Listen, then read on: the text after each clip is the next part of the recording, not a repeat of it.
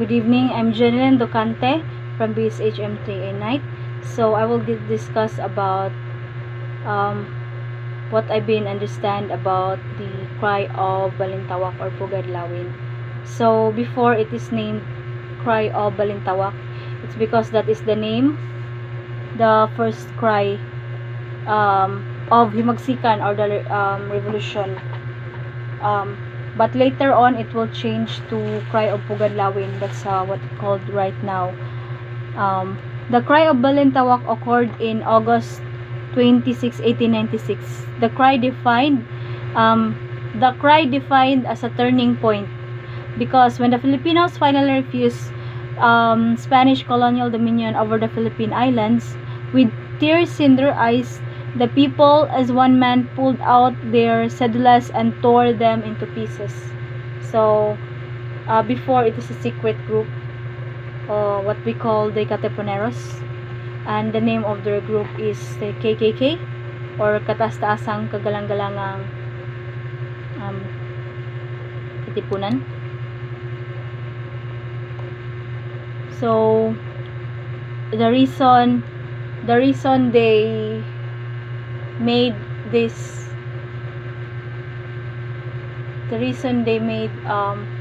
this group is to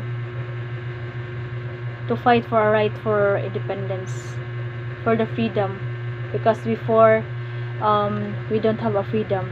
The leader to this group is Andres Bonifacio. Andres Bonifacio believed that the way that we should get our independence is through using the force. But in another hand, Jose Rizal believed that through his talent for writing is we gain our independence or the freedom. So both of them have a big part in the history. That's why we experience right now our independence or the freedom. That's why we still celebrated Filipino Independence Day. It's because of these Filipino heroes. So the cry of Pugadlawin is the beginning of the Philippine Revolution against the Spanish Empire. At the close of August 1896, members of the Katipunan Secret Society, or the Katipuneros, led by Andres Bonifacio, rose up their revolt somewhere in the area referred to as Caloocan, wider than the jurisdiction of present-day Caloocan, which may have overlapped into present-day Quezon City. So originally, the term cry referred to the first clash between Katipuneros and the civil guards. The cry also referred as a tearing up the community tax certificates and defiance of the allegiance to Spain. The inscriptions of Viva la Independencia Filipina can also refer as term of the cry because of competing accounts and ambiguity of the place where this event took place. The exact date and place of the cry is in contention.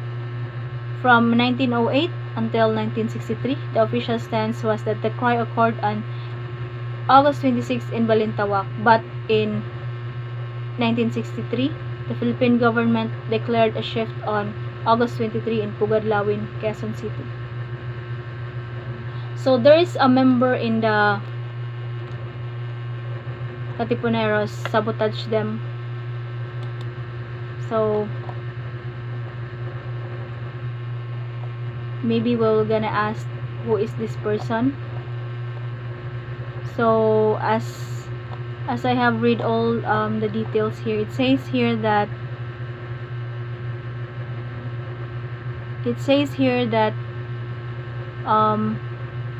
the name who sabotaged them is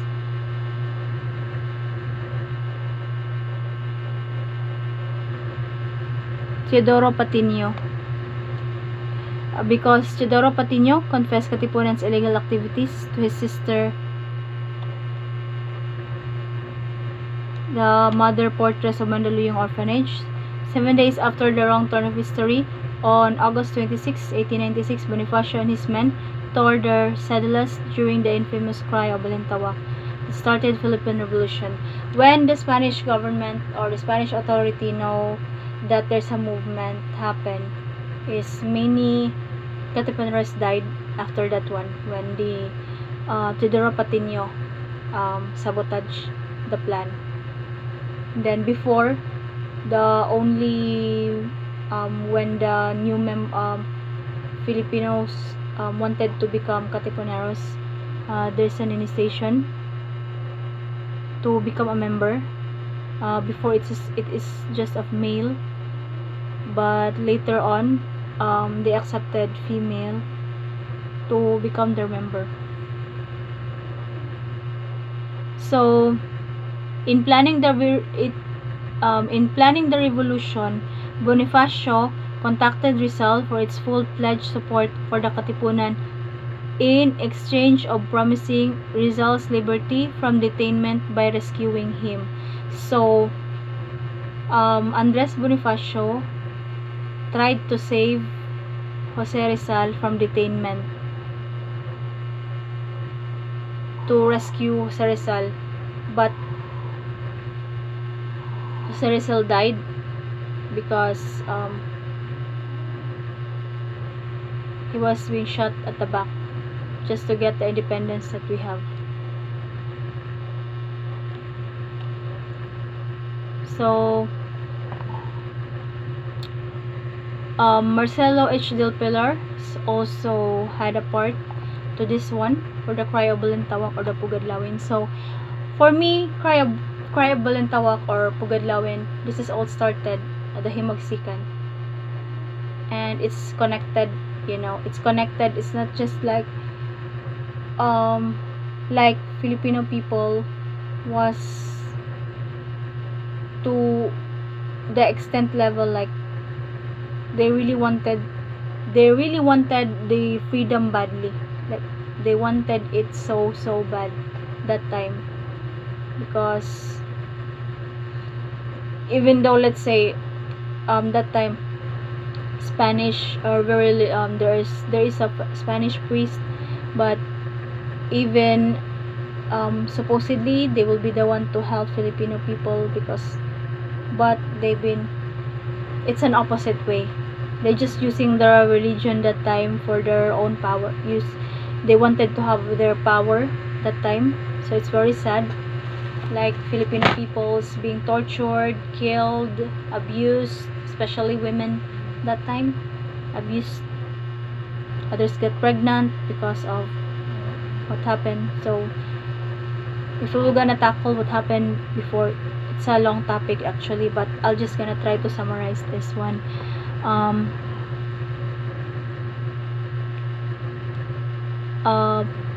Founding of the Katipunan. Captured Katipunan members, also known as Katipuneros, who were also members of La Liga. So there are Katipuneros who are also members of La Liga. So it's not just only one group that they had. So for the La Liga is Marcelo H. Del Pilar is the leader, and then for the Katipuneros is Andres Bonifacio. So revealed, also members of La Liga revealed to the Spanish colonial authorities that there was a difference of opinion amongst members of La Liga. One group insisted on La Liga's principle of a peaceful reformation, while the other espoused armed revolution. So one group insisted on La Liga principle is that they wanted to have like a peaceful reformation, like to have a peace, trying to make peace with Spaniards.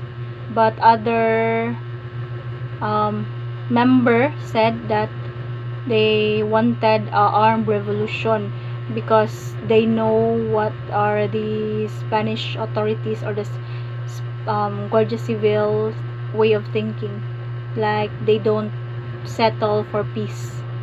So there's an advantage and disadvantage